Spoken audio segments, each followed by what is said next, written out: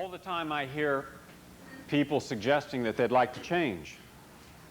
They read the self-help books, they take workshops and classes, they go into counseling or therapy, they talk with their friends, they complain, but they don't always change. Even people thinking about doing a marathon, they think about it, they don't actualize it. 95% of all the things we think about, we do not actualize. I believe we can change that. And I believe we start by just saying to ourselves, just do it. If you just do it, the momentum of having the courage to do something, to take that first step, creates a second step, creates a third step. But if you never have the courage to take the first step, nothing ever happens. So what I want to do now is show you, and don't worry about not being able to read this, I'll read this for you, show you some of the ways that you may find beneficial to change your life, or at least change some of the circumstances in your life, or change some of the ways that you view life or yourself. Most people, when they have a crisis, and we all have crisis, they look at everything as a breakdown. Helplessness, hopelessness, despair, it's a breakdown. Problem in their relationship, problem with their family, problem with their health, problem they wake up one morning, they find a lump in their breast, a swollen lymph node, night sweats, they go to work, they're having trouble communicating, they don't know what to do. And immediately their whole body's immune system becomes affected. They literally start breaking down. All systems. Everything you think, your body correspondingly manifests physically at a biochemical level. And that's not positive when it's a crisis. I'm suggesting that instead of breaking down, we break through. Use everything that is negative to your advantage. The rule of thumb in this life is that anything that doesn't kill you strengthens you. And that's why when I talk with people who've had cancer, AIDS, heart disease, who chose a course of action that has healed them, today they're healthier than they were before the disease, and the disease was actually a healing crisis. It was an event that allowed them to say, thank God I was sick enough that I was forced into change, and I'm happy that I survived my change. Today, I will never allow myself to go through that pain and misery and suffering again. I will learn the first signals. I won't have to go through 1,500 red lights before I realize I'm about to hit a wall. People start to pay some attention to what they're doing, the very process. But we don't pay attention to what we do, and as a result, we do something and then it's done. We say something and it's out. And then we suddenly realize, how did that affect someone else? But if you don't care, you just feel you have to say something or you do something, there's a consequence to everything. And I'm concerned that we're not aware of how to control the consequences because we're not able to control the feelings. Or we're so control the feelings, we don't express them appropriately. So almost all of our actions are inappropriate to how we really feel as a person. If you were ideally happy, ideally healthy, would you do the things and say the things that you do? No. It's like a person that goes out drinking one night. I come from the South, where there's not a lot of hard whiskey consumed, certainly not where I came, but beer was. But it was a thing where guys would come into a beer joint. I know because my father owned one, and it was a tavern, and he owned it mainly because it was a place to socialize. People come in and spend the whole Saturday there watching the ball games and reminiscing. And I learned some important lessons about life. I would see people coming in there in their mid-20s who had been athletes, and every Saturday of my entire life that I can recall, they gave the same stories. They said the same stupid stories. And what was amazing is when they'd start to talk, the whole place would be absolutely silent, like they were hearing this for the first time in awe. Like, really? No, I've said this 300 times, but I'm going to say something different this time. There was never anything different. And I'm sitting there thinking, I'm bored with this. I can say it better than he can, and I won't miss a word. It's like watching the same movie over and over again. And I used to do that because I was an usher in a theater. all right? Until I was fired because a lot of people couldn't afford. So I just, at nighttime, I'd let them all in for free till the boss came in one night and saw the theater filled, absolutely filled, and no money. He said, what is this? I said, well, they can't afford. Why should they miss a movie? You know, you didn't need the extra money. You're a rich person. Then I found out about rich people, you know, and they're very insecure about any money that they still don't have. Somehow rich people think there's a shortage of money in the world. And if they don't get the last of it, they're going to be deprived of their future.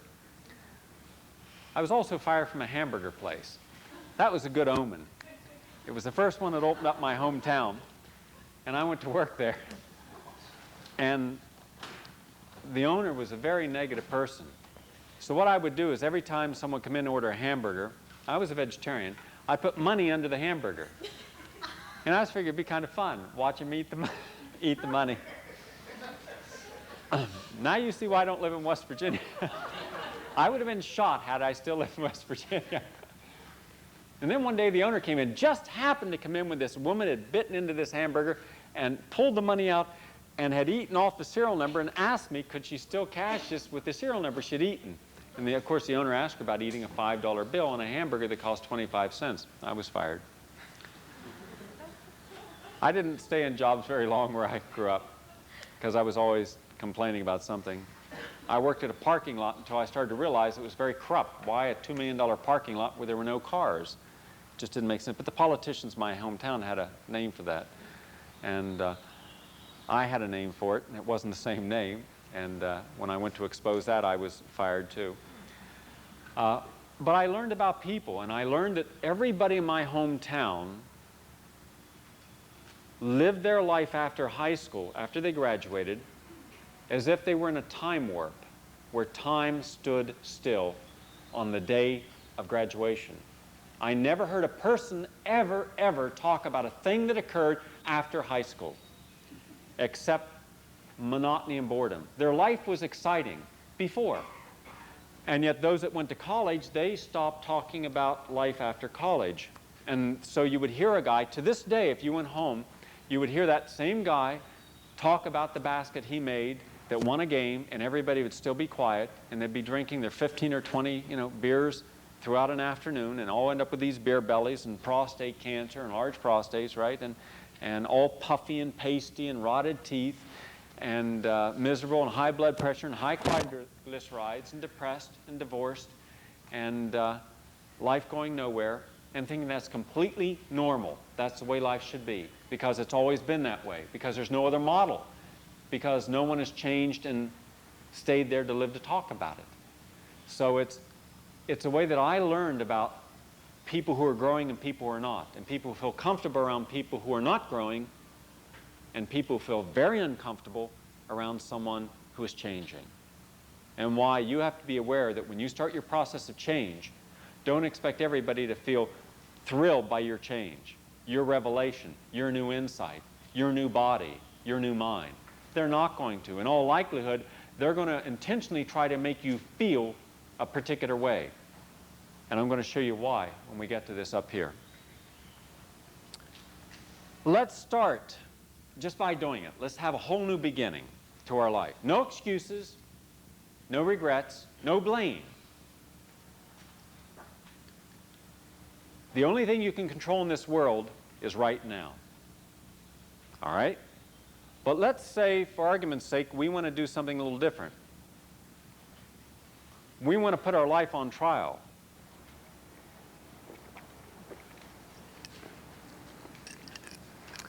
I'd like for you to keep a diary, and in the diary,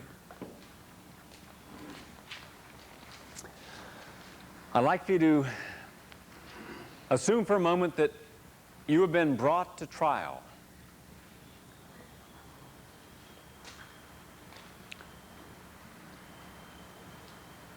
You're going to be calling witnesses on your behalf to testify about the benefit of your life.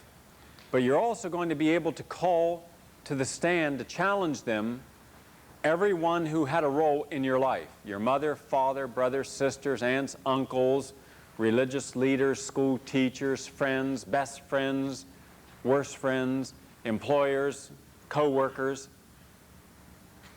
They're going to testify not just under common law, but under spiritual law, where they cannot lie. Now think of what would be done if you had to write a screenplay about your life, and it's one of the ways of therapeutically dealing with your life that I think helps release people from the limitations of the life we live. When you put yourself up on trial and you have a judge, you have a jury, but the difference is the judge and the jury are unconditionally balanced. They cannot be motivated by any of the courtroom dramatics. They deal with issues only. What would you be charged with? How would you charge yourself? You want to really make it interesting. In each of the characters, place each of the characters who were in your life. If your father or mother were the prosecuting attorney and you were sitting in the defendant's box, how would they challenge you? How would they look at you? What charge could they bring against you? Were you a good son, a good daughter? Good by what standards? And then you're going to turn around and you're going to be your own defense. And how would you defend yourself? Or how would the silent voice of life defend you? Imagine this. Imagine that we are all spiritual beings. Do you believe we are spiritual beings? Yeah. You do? All right. Do you believe that there is life before life or life after life? Do you? Who does not? Okay, you don't. Okay. You have a brain. Okay? Right now your body is processing. You have not told it how to process any of the things it's processing. You've not conditioned yourself to process the right now the phagocytes, lymphocytes, leukocytes, red blood cells. 7 million red blood cells are coming into existence and going out of existence every second, right? 64 trillion plus or minus cells are working in perfect harmony. You didn't tell it to do any of that. In fact, even when you do things against it, it still has enough innate knowledge that it will rebalance in spite of you. You smoke, it'll speed up the process of healing the lungs. If you take too much sodium, the kidneys will try flushing out. If you don't take enough calcium, the kidneys will help bring in more calcium. All these things are done in finite ways without your knowledge. If the physical matter of your body is able to function, it's only because you are a manifestation of 5 energies: electrical, chemical, osmotic, physical, right, and thermal. So if you went outside and it's 100 degrees, you went outside and it's 0, your body will still stay at the exact same internal temperature. How in the world can all these 5 energies exist in complete harmony, creating a life energy, if we know that energy cannot be created?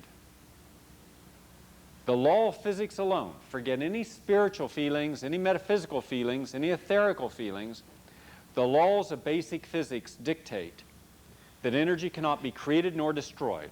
In all genetic engineering, we're starting off with the premise that we have a life form that we are manipulating, but we have never created life. We have never created one single cell, not one cell have we created. We have manipulated the creation of cells into new forms, altered forms, never created life. We've never created energy. We only manipulate it in its different manifestations. But we had to have energy to create energy.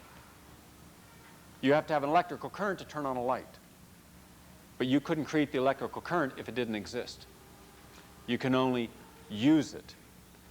When you die, everything is there. Your heart, brain, lungs. The only thing that's gone is the energy. Where did it go?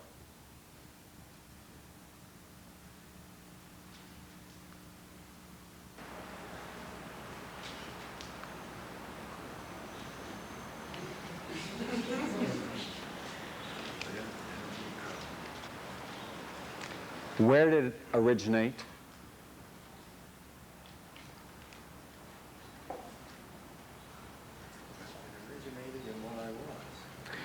What you were could not have existed prior to conception if you didn't believe that we are continuing energy.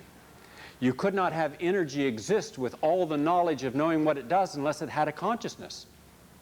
All the things that inherently allow us to protect ourselves, to function, and to exist is because of an innate energy. You can call it consciousness, superconsciousness, spirit, soul, whatever you wish to call it. It had to precede the physical life. Otherwise, the physical life would be chaotic. There is a Gaia theory that all life on Earth is integrated, interrelated, and has a balance. Even when we're not aware, there is a balance. We are no different. As long as we obey the basic law of life, which is to respect the life we have and to honor it, then we maintain health. With health is balance, balance is wholeness, wholeness is happiness, and our bliss. It is when we get away from honoring the natural energies of life, the disease process begins. And as we process disease, we do so out of ignorance, arrogance, indifference. We take ourselves away from balance and wholeness into illness. Disease is a process, wellness is a process, and life is a process. That's why the brain is still growing no matter how old a person is. You can learn new things. We used to think the brain stopped. Why? Because so many senior citizens stopped growing. They stopped reading. Do you know the average person never reads a single book after high school the rest of their life? Yes. And those that do read only do read one a month. So you stop using muscle, it atrophies. You stop using your spirit, your heart, you stop using your emotions, you stop using your intuition, you lose touch with it, you no longer trust it. Why is it that every mother in the world throughout history, no matter where she's born and how distant she is, all of them will approach their baby bonding in the same way? How does a mother know, instead of yelling at the baby, to coo it, to coddle it, to hold it? Now you'll say that's instinct.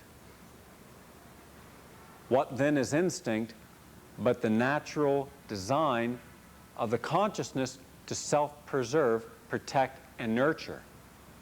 If it didn't, you would end up with a dysfunctional baby.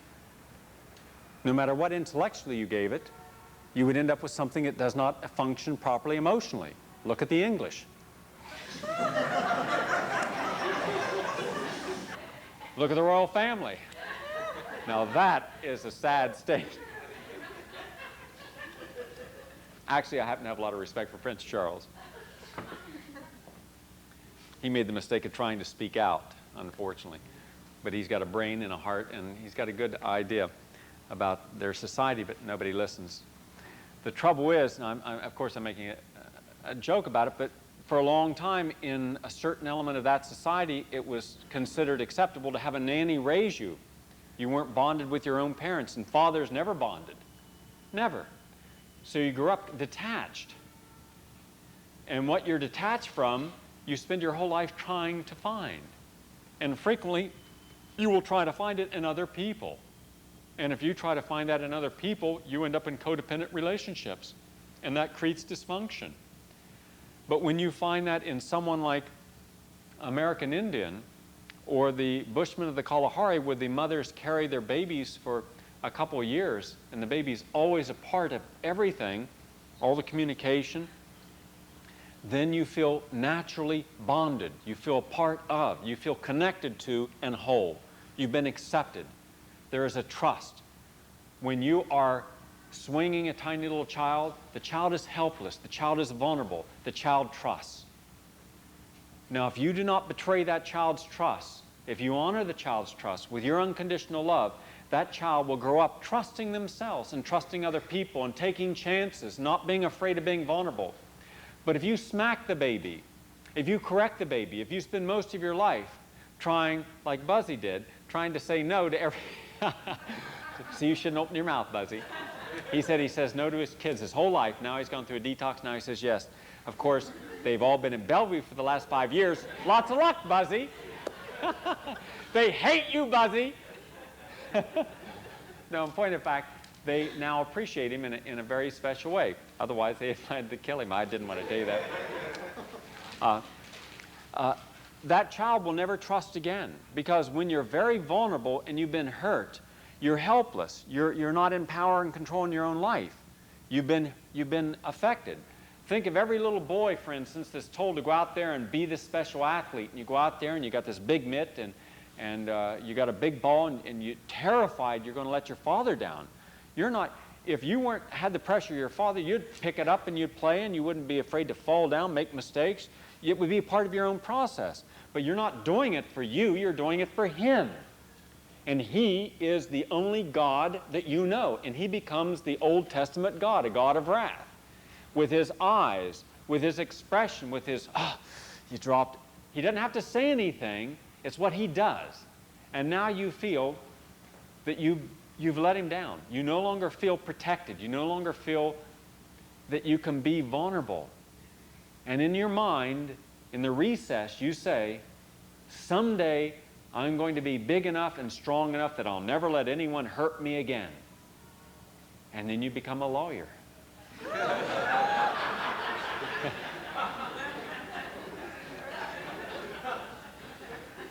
Or a brain surgeon, or an FDA commissioner, or a politician. And what happens is we manifest either one of opposites. Either we go to the extreme and become so hostile, so defensive, so dynamically projecting that no one controls us, we control everyone and everything, or we take the opposite. We become very hidden. We disguise everything. We're terrified to expose ourselves to any thought, least off anyone would think, that we are vulnerable. We will not allow anyone to see our vulnerability, so we don't try anything, we don't do anything, we take no chances, we don't speak up even when we see things that are not right. We disguise that from our mind and eyes, and we say, I don't see anything, don't hear anything, it's not my problem, I want to stay away. Now, most will take that approach because it is a safer approach. It doesn't require as much risk. Those are the two manifestations of what happens when we become the wrong person early in life to please someone else. That affects the energy that was naturally there, that allowed to have nourished and been open would have had a life of constant development, constant exploration. Remember, the mind and brain are not the same. We're born with a brain that is allowed to cognitively and intellectually develop. We're born with a mind that is complete. Everything that you need at any time in your life to understand your own healing process is innately in you. You never have to teach it. It knows what to do. There is no professor of biochemistry, immunology, pathology, hematology on earth that in one lifetime could understand what happens in 1 second in your body. And it does so by mechanisms that by studying the cell we'll never understand, because even the cell tells us only what is happening. It does not tell us how it knows to do it. That's the energy. Now, if we can then just stick with basic science, we know that we're born with an energy. The energy is life. That the only thing that's gone when life is gone is energy. That since we cannot create energy, that the creation of energy has to have been something that is primordial. It is part of the infinite and timeless.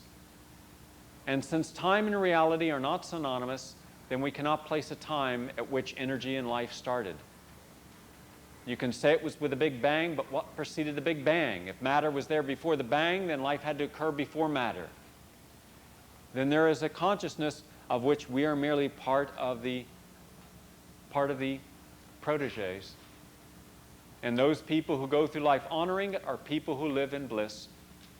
We will look at a yogi going from town to town who owns nothing and has to ask for offerings for food or shelter, but is living in a greater sense of balance with life than people with so much of the fortunes of life, the materialism of life, who have nothing to offer beyond that. So who is the wiser, and who better understands their own life? We've been giving the wrong messages.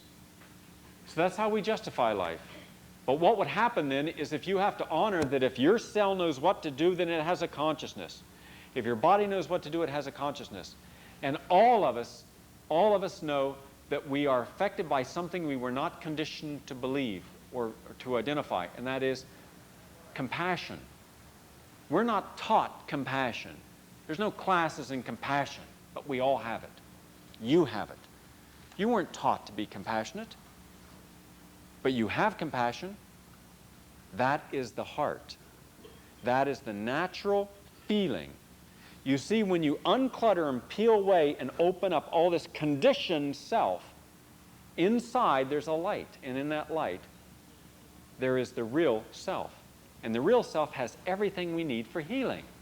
And that's what all these different seekers and sages and great minds throughout history, whether it was Christ or Spinoza, whether it was Gandhi or Buddha, all of the great minds have always told us, look for the truth within yourself. The healing is within. All the different religions, and yet there's one God. There's one consciousness. And yet we separate ourselves, all thinking that ours is unique and special and the best, and excluding everything else. If God were around with us right now in this room, would he say Judaism is better or less than Catholicism? No. No. And yet if we're all supposed to believe in something, why do we all live such separate and very distinctly isolated existences? So think of what would happen then if just on a purely scientific basis you could not define life except as energy and its manifestations. Then you have to acknowledge that life is consciousness, consciousness is energy, and energy has preceded us. So even in the conception of life, what you are conceiving is a life process. And that's why even when mothers are in the process of developing the life, their consciousness will directly affect the baby's psyche. For instance, mothers who didn't want to have the child end up with children who feel rejection complex. Parents who talked about abortion but didn't do so end up with frequently dysfunctional children who spend their whole life almost in a regressive emotion, never feeling that they are loved or bonded. Because it's what is felt, not just what is said. Remember, the word is only the physical expression of what has already been anticipated or thought. Now, since thoughts are energy, anything you think, you can project. Have you ever in your life had a feeling about someone and then they called or something? Does that ever happen?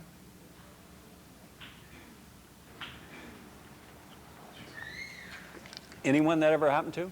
Yeah, 100%.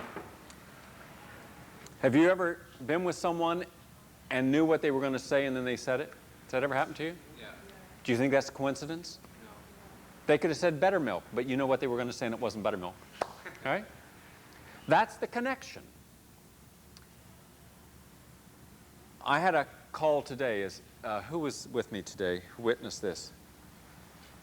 Kevin McCrary. I don't know if Kevin's in the back room someplace. I got a call today from a man about sprouting. And it had to do with a woman who wanted to learn sprouting. It was one of those out-of-the-blue calls. When I hung up, the next call was the woman's mother. Out of the clear blue. Never spoke to her, didn't know her. Didn't know the woman.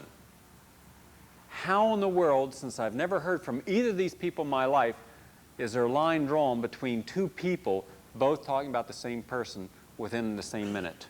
Is that coincidence? It's not coincidence. There are no coincidences in life.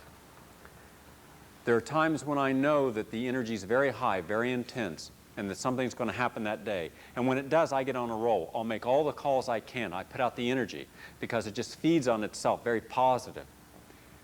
And every call, something generates. It's when you're almost just like super firing out positive energy and you're connecting all over the place with people. Things start to happen where it would have been no, things are yes, doors closed, doors open. That's when we're really open to ourselves. Our whole experience is open. Our process is open. And for people who are sick, that's when the greatest healing occurs. You're opening yourself up to healing. I've seen a lot of these things in my travels throughout the world in search for real healers. And that will be in our next workshop. It won't be in this one when I'll be talking about in search of the real healers and healers within. But it taught me something. It taught me that if I can think a thought and if I believe that I can project my thoughts are going out. When I give a lecture, when I talk on the radio, I'm sharing more than words. I'm sharing an energy. And that's why certain people will feel energy and feel the presence of other people. You know when you're in a room with someone who's dynamic, you feel their energy. Even if they say nothing, you feel it. Either positive or negative, you feel it. So if I live a life with the idea that giving presence to everything I do and say is a life energy, something that I can't physically see, but just for argument's sake, let's say that if I am energy, then the whole universe is conscious energy.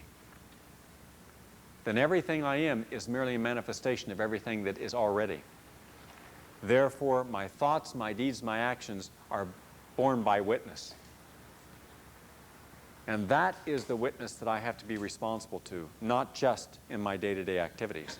Then when I do the same things, say the same things, would you? If you knew everything that you were going to say and do would be witnessed, would you act the same way? Would you talk the same way? I don't think so. Then imagine that that is your judge and jury, the silent witness of your life. So they know everything. You can't lie. So you have to be very honest. Then try if you can to put yourself on trial for your life to see how you would judge your life and others would judge you if you had to be completely honest about everything. Sometimes we will find that we've lived a life that we wanted to, or we can feel very good about it. Why do this? Because frequently we will understand something intellectually, but we don't know how to get rid of it. Okay, so you've gone to analysis, you've figured out that this happened because of this, and your mother did this, or father did that, and you're still walking around with all this anger, all this resentment, and you're still making excuses why you're not getting on with your life, you're not staying on your diet, or you're not talking nicely about someone, or you're still bitching and still bad-mouthing, still gossiping, because. It's because you have not learned forgiveness. How to forgive. The art of forgiving is the process of releasing us from what has held us back from actualizing our own life. When we can forgive, we can grow. If you cannot forgive, you cannot grow. You're tied to that which you have not acknowledged a release from. But there is a way of forgiving where we understand that we are all, in effect, victims. If your parents did not do what you needed them to do to make you feel good about who you are, maybe they were doing the best they knew because that's how they were treated. And almost always how they were treated is how they're going to treat you. If you were denied love and kindness and openness and positiveness, it's because they were denied it. So in effect, when you are judging your parents, you have to understand that they too were victims. Happy, balanced people don't give anger, hatred, negativity, and abuse to other people. You have to be dysfunctional to do that. You have to be imbalanced. You have to be in pain to do that. So what you're doing, you're transferring your pain to another person. You're creating pain in them. Happy people are not going to make you feel bad. They're not going to denounce you. They're not going to hold you back. They're not going to manipulate you. They're not going to control you. But when they've been controlled and they've been manipulated, then they're going to do the same to you. They're passing it on. They have no other way of dealing with life. You have to understand that.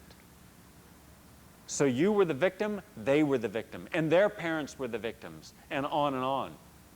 When you recognize that we are all victims, then you can recognize that what they did was out of ignorance and their own helplessness. That allows you to forgive them. Because then the forgiveness is not tempered by anger. There is a compassion. And if you cannot forgive with compassion, then there is no forgiveness. And that's why people still walk around with such bitterness about everything and everyone that's hurt them. And they use that as a justification for being cynical and bitter. And so they continue being cynical and bitter. So intellectually, they know better. I wondered growing up in the South why so many educated people were still racist. And I would debate the issue. When I was 10 years old, I was debating the issue. I remember people coming over to my father's house. And my father was like this Will Rogers character. A very gentle man and very wise, and a philosopher and a judge, and always giving to people. And he would hold court sometimes at night in our house. Didn't want to get down to the courthouse. And he never liked to have anyone arrested. He'd work things out. I'd sit on the steps and watch how he'd work things out when people have been fighting the domestic violence and all that. And he had, even when they had raided the whorehouses, and that was great to watch that. That was a super time. Jump down the steps and watch that. And he'd say, I'll never forget him, there's a woman named Mabel Mackey who was the madam of this house in our hometown. Like, we're not supposed to have a whorehouse in our hometown, but we did, of course. And right next to the courthouse, of course, right? And in beside the police station and the courthouse is the whorehouse, right? In this highly religious small town. And he'd say, well, he said, I could lock you up, but then you just come back out again. He says, instead, I want you to give all the women that work for you, make sure they get complete medical examinations, give them all a month paid vacation. Remember him doing that. And because I asked him, I said, why, and I was about 16 at the time, I said, why didn't you just close her down? He says, if I close her down, which is what the preachers will want, of course they'll go visit her too, then she'll open up someplace where she'll be taking in women who are not getting their checkups, who'll be passing disease, who'll be robbing people, who'll be getting unwanted pregnancies, and then they're going to be victimized even more. He said, at least this way, you're protecting as much as you can the women. And again, this is 1960 and, or 1958, around there. It was very progressive thoughts back in that time. I learned a lot about human nature through some of these things, but I also learned that anyone who couldn't trust themselves never trusted anyone else. And they lived very cloistered lives. No one ever forgave anyone. They kept it inside. Their whole life they kept this anger and pain inside, always resenting everybody and everything behind them. So first and foremost, you do your life on trial to see how you come out. Playing each of the different roles and having everyone else play a different role to see what the issues would be. A lot of stuff comes out when you do this, if you write it out. Now, what causes us to feel and behave? All right? We're going to deal with positive feelings and negative feelings. For instance, if you feel accepted, it's a positive emotion. Something causes you to feel accepted. If you feel secure, what generally causes you to feel secure? What? What? Good self-esteem. What else? Love. Appreciated. Yeah. What else?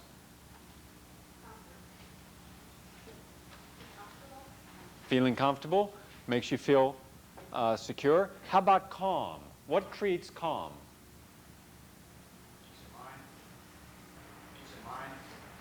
Security. Security creates calm. What else?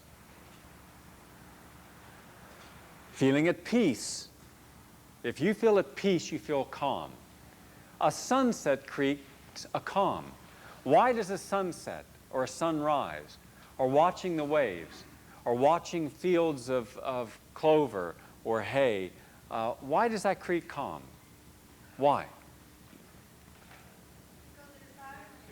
Something in sync. It's spiritual, it's natural, it's a part of the natural rhythms. It doesn't request anything of us. It doesn't condemn us, it doesn't demand from us, it simply is something that is eternally processing life. That's essential. What allows us to feel free?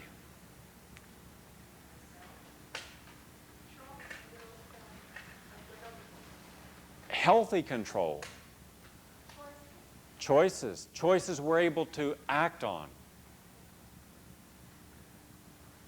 What allows us to feel happy?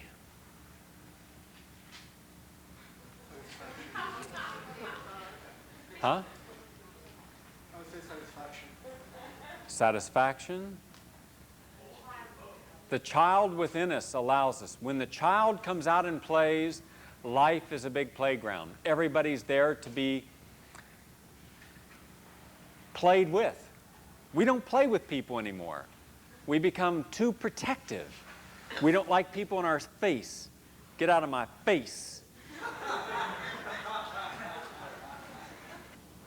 We're creating an image all the time. We're creating a disguise all the time. We're asking someone to believe what we want them to believe about who we are so we can continue to be accepted. And that's the only reason we do this. So when we have the idea that we feel happy, we feel playful, we feel these things, it's because we are in a certain state of mind. And we're feeling and behaving that way. So the child within is the happiest of all people because the child doesn't mind falling down, getting back up.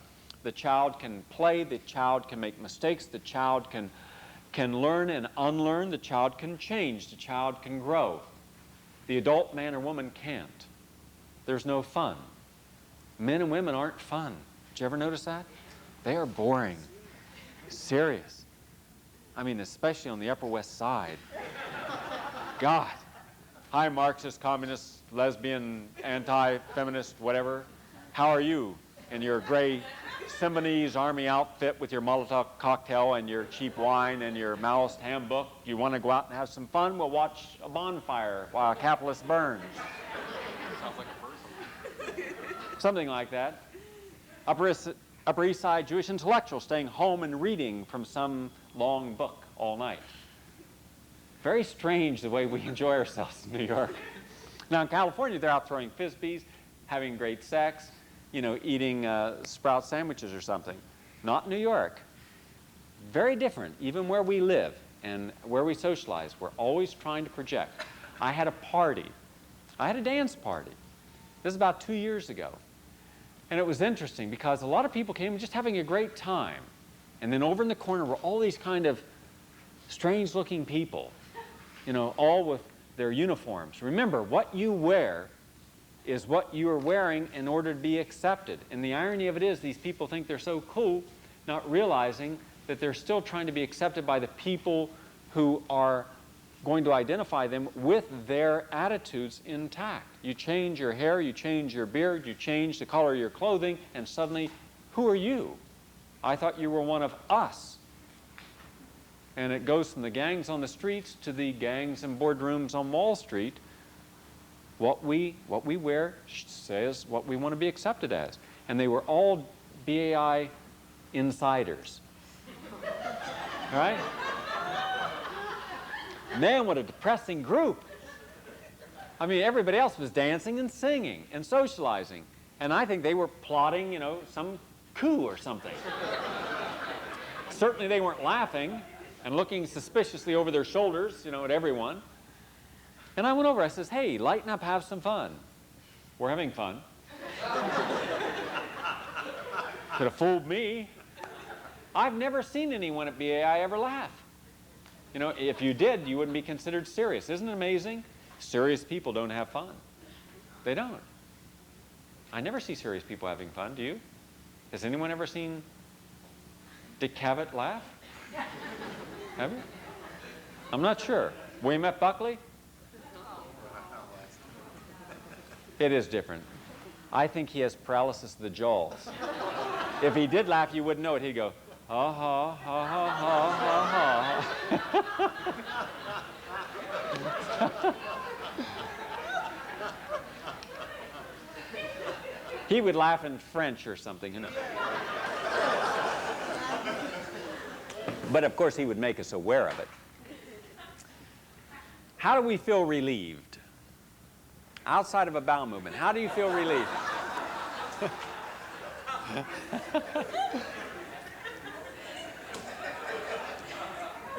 How does relief come, huh? When relief is generally after something that you feel you've survived, right? After the crisis, there is relief. How about relaxed? When are we relaxed? The only time we're ever relaxed is in those moments when we can just be ourselves and not have to be anything for anyone else. The moment you have to be anything for anyone else, you're no longer able to fully relax. Because again, you're projecting, part of your projection, how am I doing? How am I doing? Am I doing right for you? Are you still accepting me? Am I still okay? So you're not relaxed. But when you don't have to do anything for anybody, like on a Sunday morning when you don't have to shave, you don't have to, wear any kind of clothes, you can hang out, you can take the day and go for a walk in the park, that's when people relax. Or when they're on vacation someplace. And that's why all over America, a lot of people are going to the outback. More than ever before, people are going to the Rocky Mountains and out in Colorado and that whole area just to be with nature, where they don't have to do anything except hang out with nature. That's a big plus. But we should be able to do that all the time. We should be able to relax, feel calm, secure, accepted all the time, not just on those rare moments. Balanced and satisfied. When do most people feel balanced? When they're not in conflict.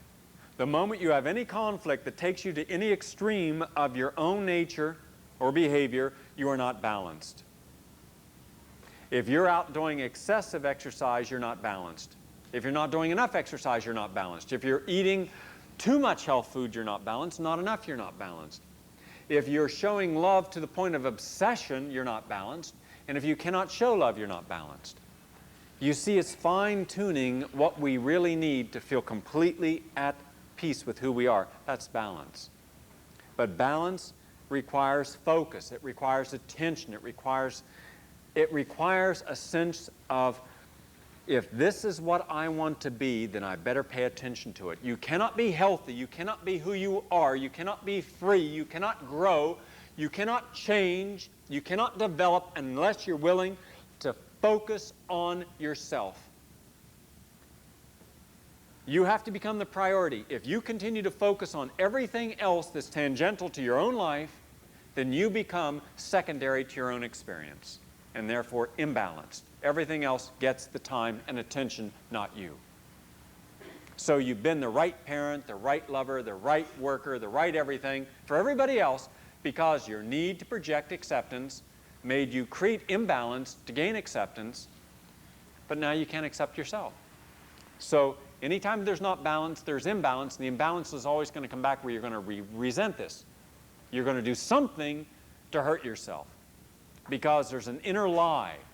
And you don't like lying, and it's not natural to you, and yet almost everyone lies. It's not a part of the natural condition. No one was taught to lie. Well, you were. But, I mean, no one else. People were not taught. No one's parents teaches you to lie. But we lie. We deal in half-truths. We deal in deceptions because it protects us. It protects this image that we need to be accepted. And when that's all the effort's going into protecting our false image, then there's no energy going into focusing on who we are. And that's why people feel confused. They're putting all this energy out there, creating something, and what they're not creating is themselves.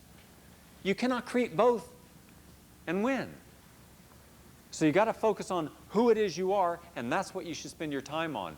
When you spend your time on developing you, then you'll make time for everything that allows you to be balanced. You'll make time for quiet, you'll make time for calm, you'll make time for play, you'll make time for friends, for family, for healing, for forgiveness, for joy, for growth, for spontaneity. You'll make time for everything you need in life to be a whole happy person because that's what your point of focus is. Picture it this way. If you were out in the ocean and you were 2 miles from shore and you had very little energy, off to your side is an island, tiny and desolate, nothing on it, and it's a half a mile away. 2 miles is the shore. To get to shore, you have to use every bit of focus and energy and attention that you have. Or you go to the island. Most people in this world go to the safety of the island, and they live their lives creating some artificial, superficial safety system. They become a part of someone else's support system. And as a result of being a part of a support system, they live their whole lives insecure, always hoping and wishing that something's going to change.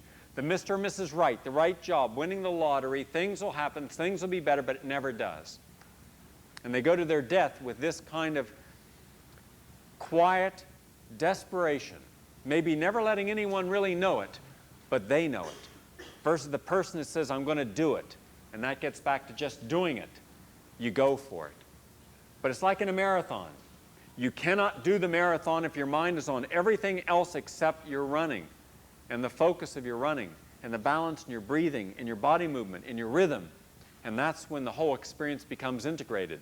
So to get to the shore, you have to integrate all things in your life. You have to integrate all your energy systems to make it work. When a person has AIDS in the advanced stage, or cancer in the advanced stage, or degenerative heart disease, and they want to live, they can't live if their mind is focused on their anger, their despair. Why me? Why did I get abused? Why did the doctor give me medications I don't need? Why didn't I have my friends here to support me? No one came to see me. My life is down the tubes. Look what I've lost. No, they will die in all probability if that's the course emotionally they're taking. The only way a person who is very sick is going to live is if all their energy is focused directly on surviving and thriving. Every bit of energy, every resource they have, physically and emotionally and spiritually. And without the spiritual notion of life, there is no life. It is merely mechanistic. It becomes artificial goals to keep you from focusing on what's missing in your life.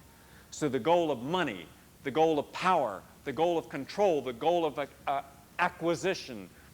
And so you've got all these things, and then you still have nothing. Because once you have it, it's like candy cotton. Nothing's there. It was a very interesting letter. You can agree with it, you can disagree with it. You'll agree or disagree based upon your own experiences.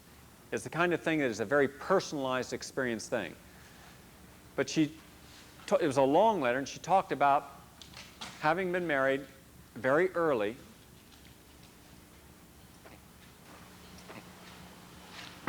And her husband gave her herpes. And when she found out about it, she told her best friend in confidence, because this was a terrifying thing. She had never been with any other man. And her best friend proceeded to tell everybody, including her employer, who fired her. Her husband then divorced her.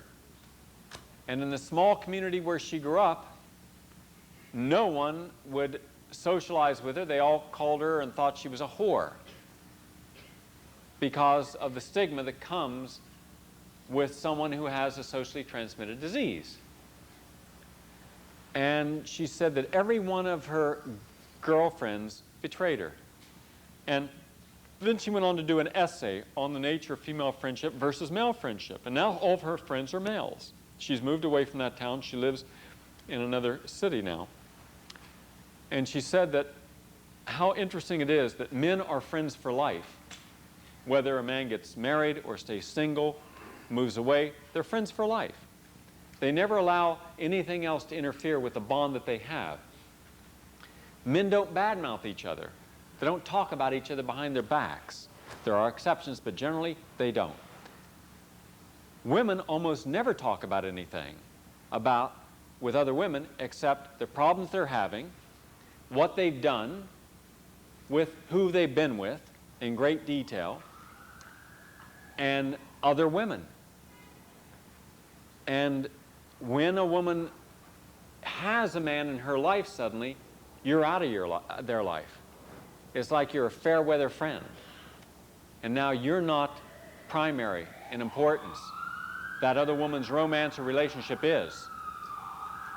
Now that's her experience. Yours could be completely different, and you could both be right. I found it to be one of the few essays that someone has written that made a great deal of sense, knowing this. I had, for 9 years, every Monday night and Tuesday night, I had a workout group with people in the running group. But these were people who were training for major races. And I had 12 men Monday nights, 12 women on Tuesday nights for years and years. And this group would change about every 6 months, so I had a chance to see different people. And it was interesting when men come to work out. The men, it's a different energy. The men are there and encouraging one another. I mean, if one guy's starting to do a lot of curls, everybody gets behind that guy, and really gives him, a lot of energy to do as many as they can. there's almost always positives. When you talk about someone, yeah, this guy did this and that guy did that, isn't that great? There's an encouraging factor. Men care very much about what other men think of them. Men forgive very quickly. You can get in an argument with a guy, and 5 minutes later you shake hands and you say, what the hell, it's over. You can get in a fight with a guy. So what? Okay, you did it. No big deal. It happens. And you're still friends. And every guy knows that. A woman gets in a fight, forget it. For life, that bitch. And a lot of... No, listen to what you're saying. You're becoming defensive now. I said that your experience could be either or based upon your experience. I'm talking about the women who I met and knew. All right? So you can't judge that. Only I can. You can judge your life and your experiences, and if you've never had that, that's good for you. I'm talking about my personal experiences, and only I can judge that. And what I saw was that time and again, when one of the women wasn't there, they would talk about that woman. Until finally, I asked them. I took the whole group aside, and I said, look what you've been talking about. You're supposed to be here to work out, to get ready for racing, to encourage yourself into your optimal health. And instead, over the last 10 weeks, everyone in here has been talked about by everyone else. Why, if you have an issue, don't you just address it to the person directly, face to face? If you have something you're not happy with, explain to the person you're not happy with something, privately, out of earshot of everyone else, where you can share what your concern is. Maybe it's a legitimate concern. Maybe it's not. But what good does it do to put something negative into the hands of someone else about another person? Does it change things? Does it change the person you're concerned about? It does not. And I said, do you find that a fair statement or unfair statement? I'd like to know. I'd like to know why you're talking about each other and why I never hear you encouraging each other in your workouts. And to the contrary, the two women who never talked about anyone, who came and did their workouts, were always the object of scorn and ridicule. Why? These women don't talk about anybody. They're happy people. They live alone. They don't have relationships that are what you consider normal. They're more dynamic women. They're more creative, progressive, very conscious, intelligent, sensitive. And most of the relationships they have are ones that are very balanced based upon their feedback. They're not out there desperately searching for Mr. Right to make them happy. They're happy. Therefore, the men in their lives are men who encourage and support their own health and growth instead of them being codependent. The other women, without exception, were all in codependent relationships and very angry or unhappy about it and would talk about them non-stop. So I suggested, why don't you deal with your codependencies? And I said to one woman in particular, I said, every single week that you've come, you start and for 3 hours you talk about all the problems you're having in your relationship. And every week you talk about the problems. Are you doing anything to bring these problems constructively to the person in your life in this codependent relationship? Well, no, I can't talk with him. Why would you be in a relationship with someone that you can't talk to? I mean, what kind of relationship do you have then? Do you feel helpless? Do you feel, you're certainly not helpless in talking. If you can talk with all these people, why not talk with this other person? I mean, what is it about him? You've only told us everything that's wrong about him. Is there anything right about this guy? And if there is nothing, maybe you're right, maybe there's nothing right about him, then why be with someone where there's no redeeming value? What is the point of that? You're not enslaved to him. Financially, you're independent. You have your own apartment. Why not just tell the person, this is not a constructive relationship and I choose not to proceed with it? Instead, you continue to stay in a relationship and complain about it. Do you know people like this, by the way? Know anybody? Well, that is not uncommon. What causes us to feel and behave? Let me explain something. Let me show you how you fall into it, all right? And how falling into it creates reaction and not reason. And what we become in this society are reactions. Our emotions are reactions. Our body language is reactions. Our temperament is reaction. And that's what causes hostility. And that's what causes inner anger. And that's what causes violence. Not just physical violence. It's not the violence you would commit. It's the violence that you think. Now, wait a second. All right? These are the trigger actions. Words.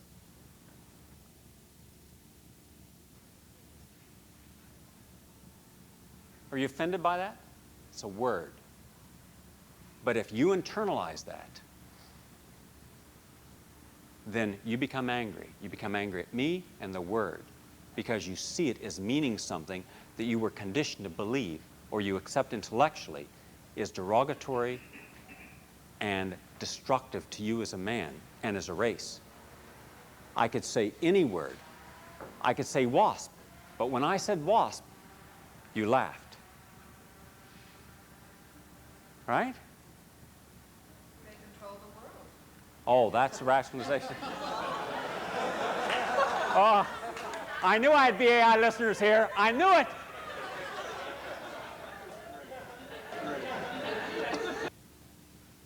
And what about in Vietnam?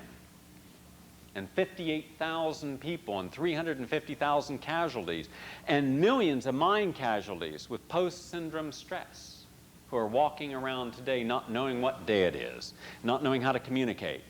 Because we turned them into killing machines and didn't know how to turn it off. We didn't feel responsible for that. For whose agenda? So that we could call them heroes, the right war, patriotism? No, because we had to use them. You have to use someone if you have to get something done, and you use the people who are not going to think but rather going to react. And our whole lives we've done stupid things by reacting instead of reasoning. And we all have these incredible egos that justify our reaction because the only thing you've got that stands between you and vulnerability is your ego. And the only thing that keeps you from growing is your ego. And the only thing that keeps you from listening to anyone's your ego because you don't listen because you can't hear except what you're conditioned to believe. It's your belief that you hear and nothing else. What is beyond that belief you hate. Try looking at some of the orthodox religions that will go so far as to kill people who do not accept their beliefs. How much of the war in this world and conflict is caused by people insisting that their right is the only right, rather to be right than to look at what is right. 40 million people have been killed in over 200 conflicts since the end of the Second World War. That's half as many as been killed in the whole war in conflicts. And we think we know something? All we know how to do is to react. And what is reacting? Our egos are reacting. Our sense of being, I've got to be right. I've got to be right. Instead of saying, let's just look at something. Man, how easy it is to get people to respond. And it's the words. But change the words, change the meaning of the word, or take away the meaning of the word, and there's no reaction. So we make words that will cause people to react. So what I do is I listen to words and I just don't allow myself to be affected by them. I go on talk shows and I'll have someone say, you're a quack. I'm not a duck. You're a quack. You're a fraud. I haven't sold anyone anything. You're a fraud. You're pseudoscientific. What's it mean? What's it mean? Tell me what pseudoscientific means. And then they get upset because I'm not getting upset. And they get angry because I'm not getting angry. They get crazy. And I'm just trying to understand what it is they're trying to make me feel by what they're saying. You see, it's very hard if you're not willing to play the game. It's very easy if you're willing to play the game. So we deal in these broad concepts, these gross social, political, or sexual stigmatizing concepts. You can take a whole rubric of terms and you can cause a whole group of people to react. Think of what Richard Nixon did in his speech about law and order to justify going in there and taking the entire American public as a whole and letting them feel comfort when they saw these people at the convention being beaten who were merely protesting policies in Vietnam. So the average American says, well, I don't feel sorry for them getting their head broken open. Those are, they're not obeying the law. A word, the law. Pseudoscience means you're not scientific. Therefore, I'm not scientific. No matter how much science I have, no matter how many studies I have, I can't be accepted because I'm pseudoscientific. So instead of looking at the evidence I'm presenting, they will try to make me be discredited. You see? It's so simple. It's so simple. And we do it all the time, holding on to certain words. So before you react to a word, ask yourself, can you look dispassionately at anything and look at the context and what it is? Or are you drawing the argument into your own unique and specific agenda to justify your feelings? So therefore your feelings are reacting and not you, but that gives you a way of venting anger. Have you ever noticed that people will bait you into an argument so that when you get angry, they get angrier, and then they say things to you? It's the only way they have of releasing their anger, all the time baiting you, knowing you're going to react, and then they overreact, and physically frequently do something, and always for your own good. That's what happens with words. Why not just look at a word as a word? If you try that, then you're not going to be jumping all over the place. You're not going to be walking on 1,000 emotional minefields. You're just going to say, all right, let's take a look at it. You just put it out there and you take a look at it. And when you see it, you'll have a different way of viewing it. So if someone says to me, Gary, you know, what do you got this person working with you for? Well, because that's a nice person. Yeah, but he's this. Well, I don't care he's that. That's just a word. And to me, that word doesn't identify what he is. He's a human being. I'm looking at him as a human being. You're looking at him as a thing. Think if you looked at women as a woman instead of as an object. Use the term object, and suddenly they become an object. Use the term woman, and they become different. Use the term healer, and you look at them differently. Use the term witch, and you look at them differently. From the 1229 until the late 1500s, it's estimated that from 200,000 to 10 million women were murdered in Europe for witchcraft.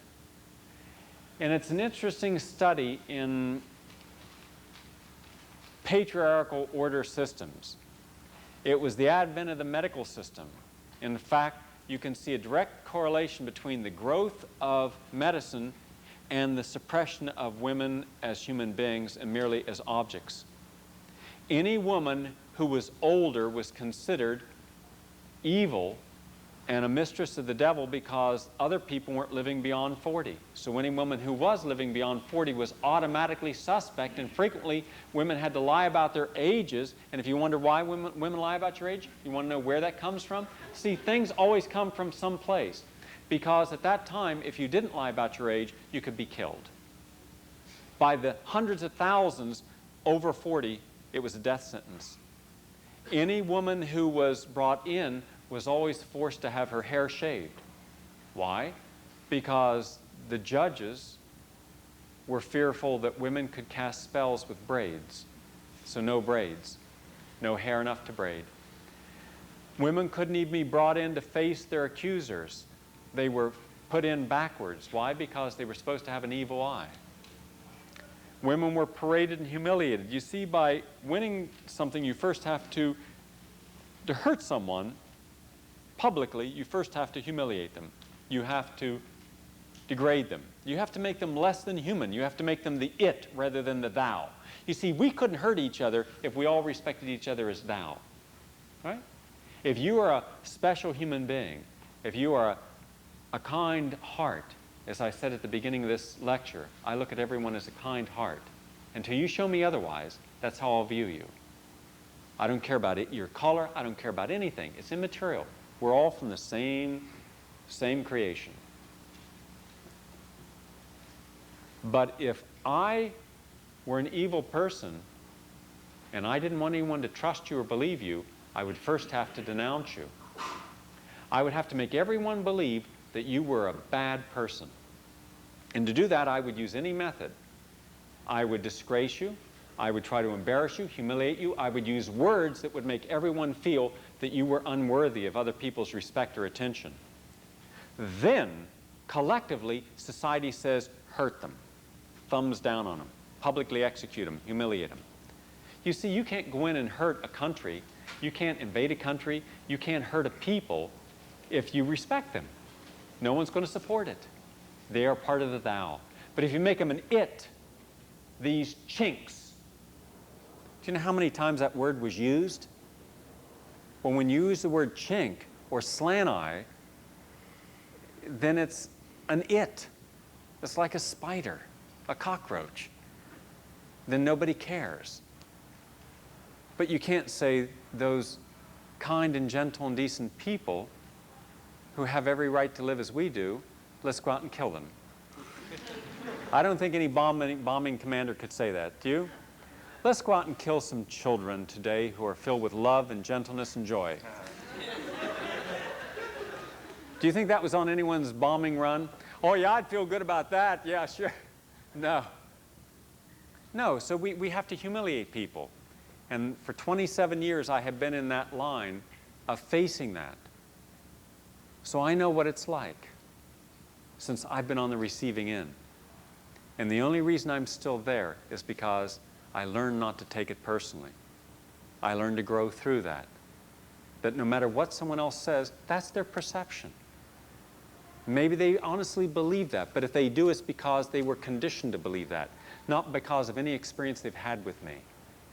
If someone doesn't like me, let them tell me they don't like me because of something that I have interreacted with them with and shared with, not because of something they were told. Oh, you can't trust that guy, he's on, BAI. So what? Yeah? No, you mean if I was on ABC I could be trusted? Yeah. Well, that really created a lot of problems because I was on ABC at the same time I was on BAI. You talk about confusing them, I confused them. I was even on ABC Network for years and years. So I didn't quite know what to do with me. What is he? Is he a communist or a capitalist? What is he?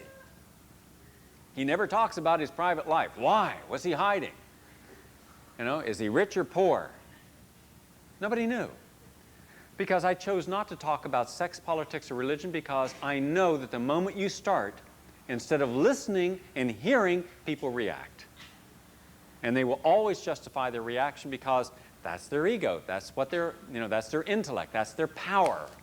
And everybody uses whatever little power they have because it's the only tool they've had to use.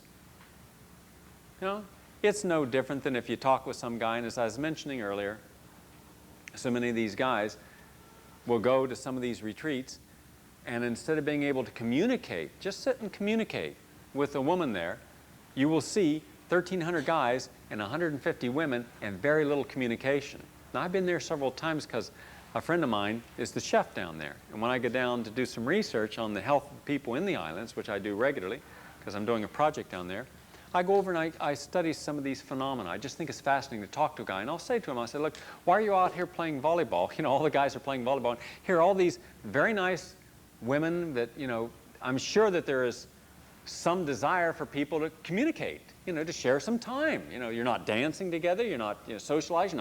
You're not doing anything. This is not a, male-only or female-only area. And the guys are doing this whole macho thing. The whole macho thing, but super machoing, super drinking, super everything, and terrified just to go over and be vulnerable and open, fear of rejection for whatever reason.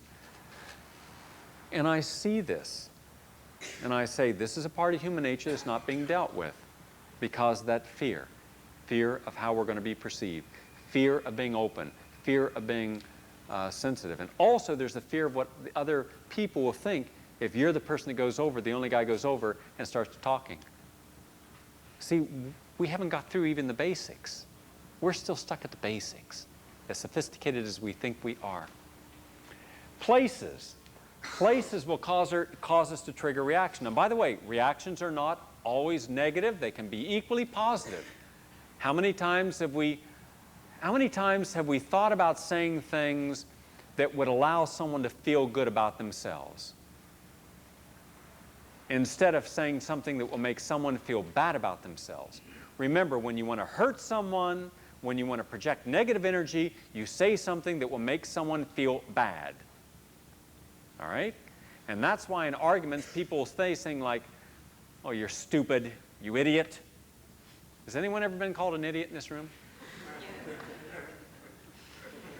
I know you haven't, but anyone else?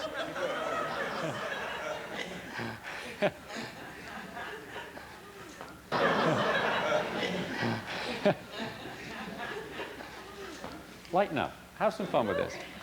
We're supposed to have fun when we learn these things. I don't find anything funny about this, Gary. I do. We'll have some fun.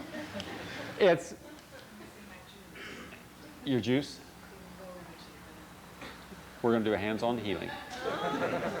Heal this woman, Jesus.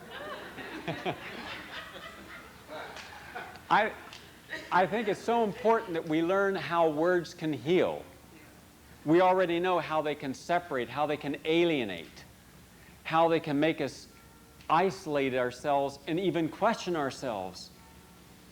The moment someone says, here, let me do it, that's all they have to say. If they say nothing else, we already feel stupid, we feel impotent, we feel insecure, just by having someone be so insensitive to say that to us, especially at vulnerable ages or even as adults. And instead of saying, I'm sorry, but is there another way you could express yourself that would be more appropriate? And is that really what you want to say to me? Or are you just feeling some frustration or just some anger? We will say nothing, we'll internalize it, and then we will live with the pain and we'll try to displace it. And that's where many of the problems come that cause us to imbalance. That's where a lot of the drinking. Do you think people go out and get drunk because they're happy? No. Do you think people go snort cocaine or shoot crack because they're balanced, happy people? No. No one's in their life making them feel comfortable and confident and whole and happy and lovable. People are there making them feel bad. Don't you realize we have so many people already making everyone else feel bad and dehumanizing people and lowering people's self-esteem? Why not try making people feel good about who they are? It's so easy to kick people in the face. It's so easy to rub people's face in the mud. We do it all the time, and we justify it. Well, my ego was affected. Yeah, that's it. That's why I did it. That's why I smacked him. That's why I cussed him. That's why I betrayed them. Yeah, that's why I did it. That's why, yeah, my ego. Dangerous thing, that ego, isn't it? Yeah, that's why I cannot maintain a confidence. That's why if you tell me something, I'll tell it to him, because I'm angry. What's all this about?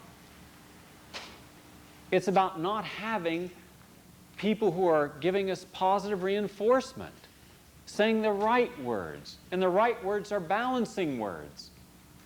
Think about what you say to another human being and ask yourself, how does it feel to be on the other end of what you're sharing? And if it doesn't feel good, then don't share it. Think about what it is you're setting in someone's hand. I never gossip. If I have something to say to someone, I get that person in private and I say it to them. And I don't say it to them as a threat. I say it to them as something I might feel. I may not like something someone's done, but I'm not going to automatically start off assuming that that person is wrong. I may not know their motives. I may not know the context why they said something. I have to give them an opportunity to explain to me what it is that's caused this reaction. So I'll ask them, I'll say, I didn't feel comfortable with what you said. Could you explain to me why you said it and what context you said it? Now, when a person's calmed down, they can explain something to me which I can understand. I can either then accept it or reject it. But I let it be what it is. I don't take it personally. Christ, if we took everything personally, we'd be a nut job. And we got a lot of nut jobs out there, don't we? We got people that every little word sends them off. Do you know how many times people have killed each other in domestic violence or hurt each other in domestic violence because of words? Remember, the only difference between a negative thought and a negative action is the circumstance that allows a person to feel confident enough to react. Some people feel confident enough because they're stronger. Dominator models are almost always going to physically react. They're going to hurt someone physically. Where passive models won't be physical, but they'll be mental, or they'll hurt themselves. That's where they'll start drinking or get depressed or eat themselves into oblivion. You see, if we start looking at the actual causes of our social problems, the kids who are committing crimes, the families that are breaking up, the people who are dysfunctional, they're not doing it because they're getting good input, they're getting negative input, and they've had negative input. If I couldn't be trusted with someone's confidence, then I can't be trusted as a friend. Can you have a friendship that betrays you? Would you seek out, would you have someone as a friend if they said to you, I'll be your friend, but remember, everything you tell me, I'm going to tell everybody else, and I'm going to add something onto it so it makes you look bad? Would you want that person in your life? Now, I know if you're a BI listener, you would. But no, would you want that person in your life?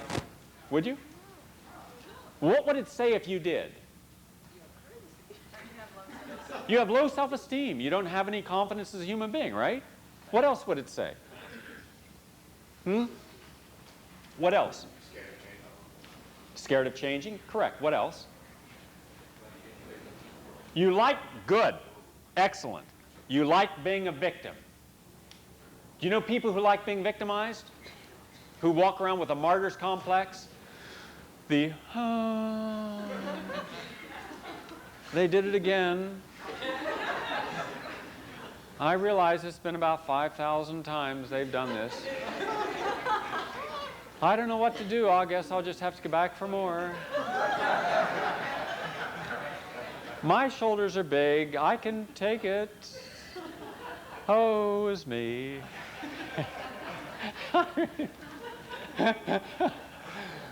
Whoa! Well, we have a lot of that we hear about in this country. And we don't have to have that. A friend should be someone that you enjoy being with who enhances the time and energy you're spending together. I'm not with people because I want to argue or fight. No. I want to be with people because I can share joy and love and happiness and thoughts and excitement and energy and debate, whatever I'm going to share. But I have to start off with trust. That is the basis of all things for me. If I can't trust you, I can't share with you. But I like to assume that I can start with trust. And I generally start with trust until a person shows me they can't be trusted. But I also believe in intuition. And I believe that intuition is there to guide us and to help us. And how many times have we found that someone betrayed us, and then we go right back, and we go back again, assuming that somehow they're not going to betray us again. All they're going to do is be a little more clever next time. We're not going to know about it as early as we did. I mean, if you really have love in your heart, then you wouldn't want to hurt anyone or anything. You would honor trust. After all, think of it. When I was coming to do this lecture, someone over in the office who was making up the chart said, why were you up? I called last night at 2:30 in the morning, you were still here. I said, simple reason. I have to accept that people who are coming to this lecture tonight, many of them are coming from long distances, maybe an hour and a half, 2 hours, had to get babysitters. They're trusting me with their time.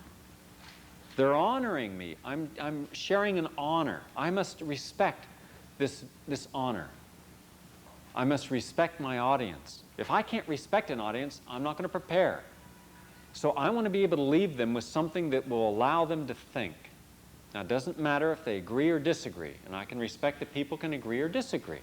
I don't take it personally. I just put it out there. A person can accept or reject it, just like the radio show each day. People can accept or reject. But the difference is, if a person rejects it, they can reject it because they don't believe in it, don't trust it, but there's no condition for it being given. It's unconditional. How many things in life are unconditional? Very few.